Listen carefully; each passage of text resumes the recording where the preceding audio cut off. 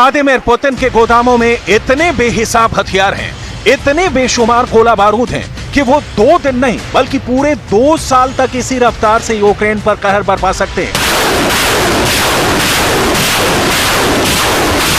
रूस के जखीरे इस कदर भरे हैं कि वो बखमूत की तरह कीव को भी कब्रिस्तान में तब्दील कर सकता है। यूक्रेन के युद्ध में मौत और मातम के रोंगटे खड़े कर देने वाले इस मंजर से किसे क्या हासिल होगा, इसका हिसाब आने वाला कल करेगा।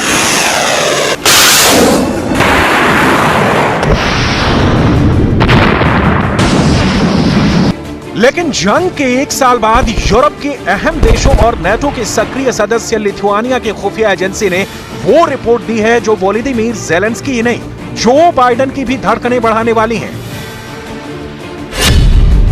लिथुआनिया की मिलिट्री इंटेलिजेंस सर्विस के मुताबिक रूस के पास इतने हथियार अभी भी मौजूद हैं कि वो अगले 2 साल तक यूक्रेन में जंग जारी रख सकता है। बड़ी बात यह कि रूस को हथियारों या गोला बारूद के लिए किसी और देश से मदद की भी कोई दरकार नहीं है।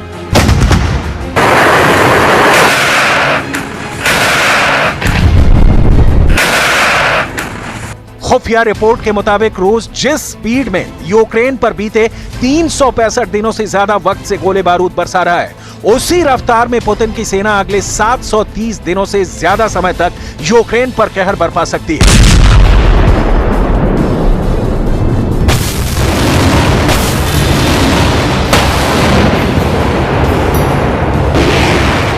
लिथुआनिया की मिलिट्री इंटेलिजेंस सर्विस के चीफ ने खुद दावा किया है कि रूस के गोदामों में इतने हथियार जमा हैं कि वो पूरे यूक्रेन में ऐसी खौफनाक तबाही मचा सकता है जिससे उबरने में अंतहीन वक्त गुजर सकता है।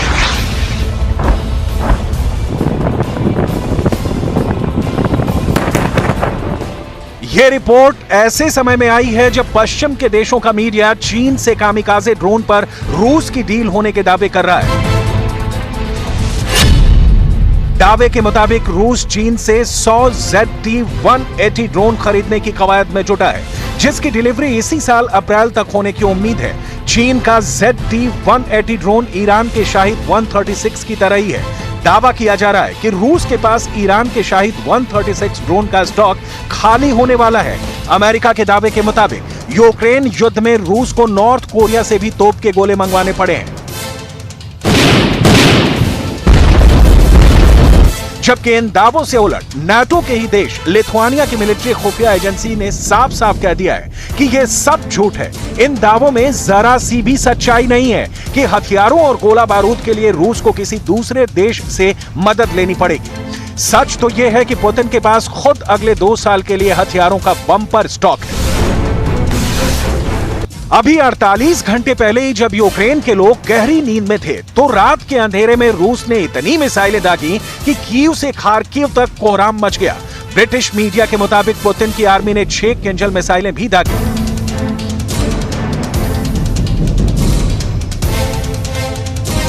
इस हमले पर यूक्रेन के प्रेसिडेंट ने क्या कहा है वो आपको बताएंगे। अभी आपको किंजल मिसाइलों की ताकत से वाकिफ करा देते हैं।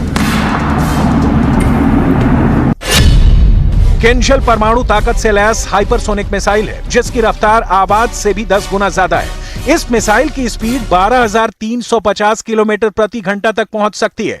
किंजल की मारक क्षमता 1500 से 2000 किलोमीटर है। यह न्यूक्लियर पेलोड या 480 किलोग्राम के पारंपरिक पेलोड को ले जा सकती है। किंजल मिसाइल दुश्मन के एयर डिफेंस सिस्टम को भी भेद सकती है। जाहिर है जब रूस ने किंजल समेत एक साथ 80 से ज्यादा मिसाइलें दागी तो बर्बादी भयंकर हुई। ये वही मिसाइल है जिसका जिक्र कर पुतिन नाटो की कमजोर नस दबाने से बाज नहीं आते। वो खुलेआम कहते हैं कि रूस के इस हथियार का तोड़ अमेरिका समेत 30 क्या यूक्रेन के 54 मददगार देशों में से किसी के पास नहीं है।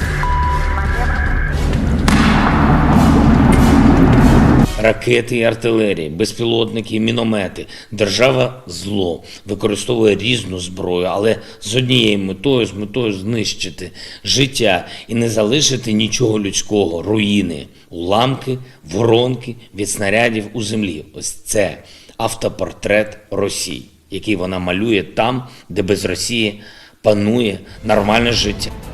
यूक्रेन में करीब महीने भर बाद इतना भीषण हमला हुआ है। ज़ेलेंस्की ने इन हमलों में बड़े पैमाने पर यूक्रेन की रिहायशी इमारतों और बुनियादी ढांचे को नुकसान का आरोप लगाया है।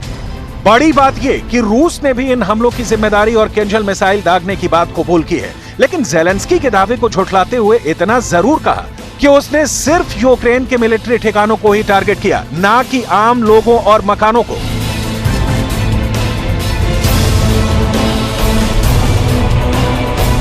हालांकि यूक्रेन से आई तस्वीरें रूस के दावे को गलत साबित करती हैं, जहां कई शहरों में मकान मलबे में बदल गए, घर के अंदर सो रहे लोग जिंदा दफन हो गए।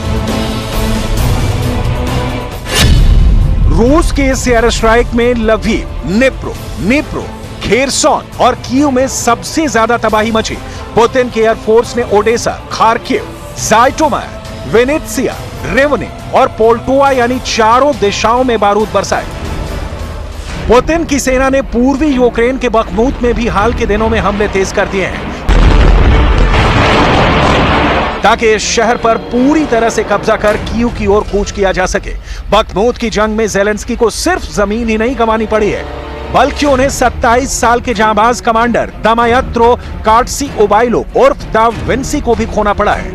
इस कमांडर का मारा जाना यूक्रेन के लिए कितना बड़ा नुकसान है, उसकी गवाही ये तस्वीरें दे रही हैं, जब खुद राष्ट्रपति ज़ेलेंस्की और यूक्रेन दौरे पर पहुंचे फिनलैंड की प्रधानमंत्री सना मरीन ने भी दिवंगत कमांडर दा विंसी को श्रद्धांजलि दी।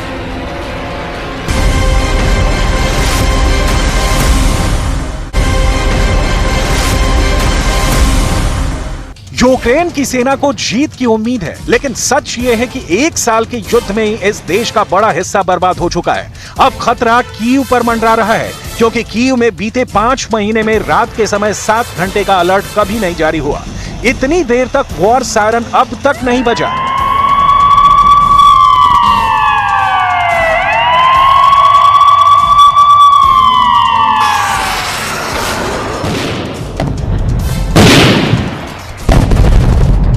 खतरा इतना बड़ा है कि अब कीव का भी बखमूत जैसा हश्र होने का डर सता रहा है, क्योंकि रूस ने बखमूत को क्या से क्या कर दिया। इसे आप सैटेलाइट कैमरों में कैद पहले और अब की तस्वीरों को देखेंगे तो कांप जाएंगे। यूक्रेन के सबसे खूनी युद्ध ने बखमूत को किलिंग जोन बना दिया है। मैक्स एआर की तरफ से जारी ये पहली तस्वीर देखिए, जब बखमूत पर गिने चुने गोले बरसाए गए थे। और अब ये दूसरी तस्वीर देखिए, जिसमें छलनी छलनी बखमूत का मंजर है।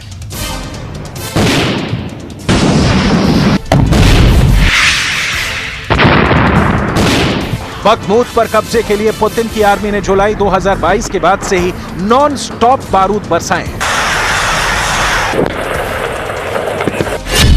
करीब 70,000 की आबादी वाला यह शहर कभी भरा पूरा और हरा भरा था। यहां मकान थे और स्कूल भी था, लेकिन अब